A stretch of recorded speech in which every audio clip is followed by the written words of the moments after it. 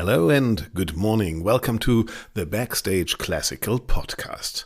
Today's episode, completely in English, takes us to New York, to the Metropolitan Opera in the era of Donald Trump. And my guest is the director of the opera house, Peter Gelb. Guten Morgen. Die großen Themen der Klassik für den Weg zur Arbeit mit Axel Brüggemann. Peter Gelb, general manager of the Metropolitan Opera in New York, is briefly passing through Vienna. He asked if we'd like to meet before he heads off to Ukraine. He's traveling with his wife, conductor Carolyn Wilson, who will be conducting there. Peter Gelb wants to visit the region his family came from. Together, they're even planning to meet with Ukraine's First Lady, Olena Zelenska. We arranged to meet at the Hotel Imperial, right across from the Musikverein. It's the first time Peter Gelb has been back in Vienna in many years. A lot has changed in the US since then. The Metropolitan Opera has made it through the pandemic, but not without major financial losses. Now Donald Trump is back, and since his return, the promising numbers of recent months have plummeted. New York alone is seeing a 17% drop in tourism, and the opera feels that impact, says Peter Gelb. Black t-shirt, still water, that's how he speaks about the problems back home. The situation in the United States is very complicated right now, to put it mildly. There's no question there's an enormous drop-off of tourists. I think 75% fewer Canadians are coming. And the Met has, like Broadway, relies upon foreign visitors. We always have. Before the pandemic, 20% of our audience was made up of international tourists. And that number had been improving as tourism had been improving. And in fact, we projected this season to be our best season of recovery since the pandemic. But in the last couple of months of the season, we suffered, as many cultural institutions in New York and across the nation. But of course, the Met is the biggest of the performing arts companies in America, so we always suffer more. It had a negative impact on our box office. What is interesting is that Peter Gelb doesn't directly blame Donald Trump for the drop in tourism and audience numbers, even though it's obvious. The US, under its new president, is attracting fewer visitors. It's no longer seen as a desirable travel destination, and yes, that has a lot to do with Donald Trump. But many artists and cultural figures in the US speak out only quietly, if at all. Yet it's clear that the Trump administration is interfering with the arts. One of its first moves was to cut what little public funding there was for culture. So how does all this affect the Metropolitan Opera?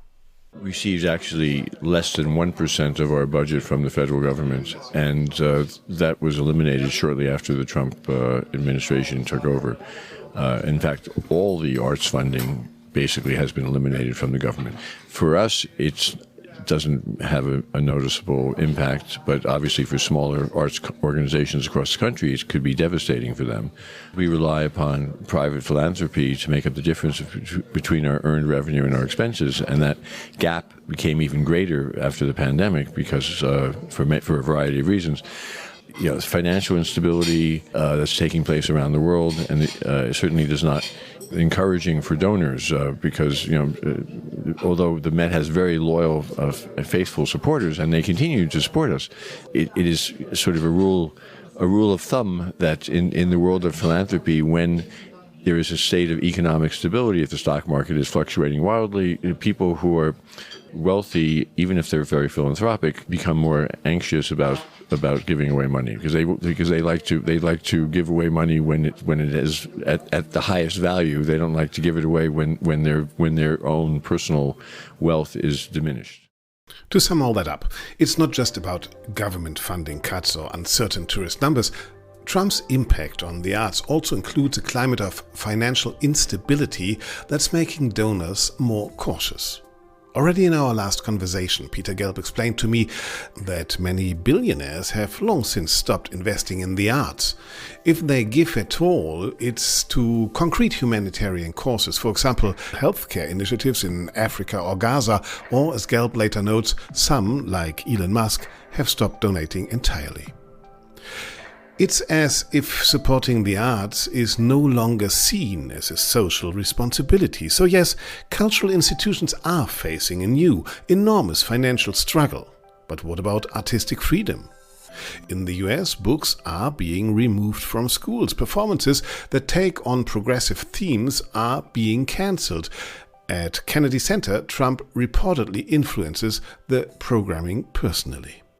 There certainly is the creeping sense that we see that artistic freedom is threatened. The most obvious example is the Kennedy Center, but which is under the financial control of the government, which is why the government was able to make the changes that they have made there. I believe very strongly in artistic freedom. I believe that it is a bedrock of democracy and of civilization, and which is why I feel more than ever it is of the utmost importance for institutions like the Metropolitan Opera and other leading cultural institutions around the world. It's not just in America, freedom is being threatened all over the world with the rise of autocratic governments, and what we cannot do is allow our artistic freedom to be harmed or crushed. And I think it's very important that we, if anything, demonstrate our artistic freedom now more than ever. So, artistic freedom is under threat, says Peter Gelb, and it's the damn responsibility of cultural institutions to defend it. The situation in the US is also being closely watched in Europe. Some artists, like pianist Andras Schiff, have said they won't perform in the US while Trump is in power. Others, like conductor François Merst, argue that now, more than ever, it is crucial to support American cultural institutions because they are on the front lines pushing back. And Peter Gelb? He prefers a diplomatic answer. I can say that I understand that people are frightened. When you have a government that spends a great deal of its time in active retribution, it's very difficult for people. And I'm sympathetic to the point that individuals have to not only be speaking for themselves, but also protecting the institutions that they run. However, as we've learned, and this is a lesson of history throughout history, that being intimidated by autocratic governments is not a recipe for success. We must be able to speak freely. My hope is that America's democratic principles will in the end prevail. Certainly, America is in a state of peril at the moment. At the same time, it is clear that American society is more divided than it has been in decades, a phenomenon we are also seeing in Europe. Could institutions like the opera help building bridges in such a polarized climate? Well, I think in the case of the Metropolitan Opera, I think all the artists who perform in the Metropolitan Opera and the people who work for the company, we have 2,000 to 3,000 people working there on any given day, they know that the Metropolitan Opera stands for democracy and for cultural freedom of expression. And they have heard me speak about these subjects, whether it's at cast parties or in the intermission of a live transmission to movie theaters around the world. For example, when we presented Fidelio around the world, I made a brief speech about how important it is in these dangerous, perilous times to stand up to autocracy. I think the people who come to the Met know that the Met stands for that, and I think the Met. I'm very proud of the fact that the Met is a symbol of cultural democracy to people all around the world. As far as I know, the New York Philharmonic never publicly responded to Andras Schiff's cancellation. But Gelb makes it clear, no artist has yet refused to perform at the Metropolitan Opera in protest against Donald Trump. The only artists who say they don't want to come to the Met is for other reasons than political ones. It's usually because they don't feel I've given them the right roles. Okay, that is normal opera business. But let's come back to the bigger question. What role can an opera house play in a time like this? Could it be a home for aesthetic and social debate that goes beyond everyday politics? Well, it's not so much to create a debate. It's to show that there is a way forward that is not a pathway of lies and misrepresentations. I think art at its highest form is is something that elevates people's lives. And the Amazing Adventures of Cavalier and Clay, which is an adaptation of this wonderful epic novel by the American author Michael Chabon, that opens our season in September. The composer Mason Bates, the librettist is Gene Shearer. This opera is not going to persuade some right-wing nationalist to not be a Nazi or to not be a neo-Nazi, but it will provide a kind of artistic redemption to audiences. If it's success, we haven't done it yet, so we have to hope it's a success. But I have good feelings about it, but it does provide kind of reinforcement of good values to people. To people who, the world is so fractured right now that I think what art can do is to support the people who believe in truth and freedom. In truth and freedom. Well, what we in Europe often fail to realize is that the so-called wokeness debate has been simmering in the US for years. And many intellectuals, as some argue, have failed to bring a wider public along with them. That's part of why the backlash against cultural institutions has grown so strong. Have artists and institutions gone too far in their political correctness? And is the theater still the moral institution it once claimed to be? I mean, my opinion is art should not be pedantically educational. I mean, it's certainly education is very important because there's a lack of education today about the arts, and it's very helpful, I think, for young people to learn about art in school, and that so much of that is missing today. There's such an emphasis on technology and making money that schools do not educate students in the same kind of well-rounded way. When I was a kid growing up in New York, every public school which I went to would offer free musical instruments. Philip Glass, the great composer, when he graduated from Juilliard in the mid-'60s, his first job was to be the composer in residence of the Pittsburgh public school system, which was a federally funded position in which he was creating music for everything from high school marching bands to high school orchestras. So I mean that world is long forgotten, unfortunately, and so. But I do feel it's very important to educate young people about art, but that's different than what we offer an adult audience. I mean, sure, every great work of literature or a great work of art should provide answers to questions or ask questions, or that can lead to greater enlightenment and understanding. But that's a different kind of education. I mean, that's artistic enlightenment, and that's what I think we're looking for. Artistic enlightenment. Europe watches the Trump era with confusion, especially in countries like Germany, where cultural institutions are heavily subsidized. But could it be that a similar shift of paradigm is already on the horizon for us? I think there's grave danger, actually, throughout Europe today of right-wing nationalism, populism, undermining artistic institutions. And it's why artistic institutions need to beware and to be careful about how they conduct themselves, not to be acting out of fear, but acting out of responsibility, a sense of responsibility. Being moral and having a kind of natural debate that comes with great art is, for me, second nature. I mean, that's what it's all about. So, but the danger is that autocracies and the surge of right-wing nationalism that's going around the world doesn't want that. So, we have to be very strong, and at the same time, we have to be relevant. Because the danger. I think opera companies in Europe who have grown perhaps complacent with government funding are going to find themselves in grave danger when the government funding suddenly goes away. I remember a couple of years ago there was a scandal in England when the Conservative Party cultural minister went to an opera and was attacked by her fellow members of her political Conservative Party for having been seen at an opera. I mean, and this is the danger. The danger is that institutions which are in Europe, which have relied upon the government to support them, will suddenly have the rug pulled out from under them and be left with nothing.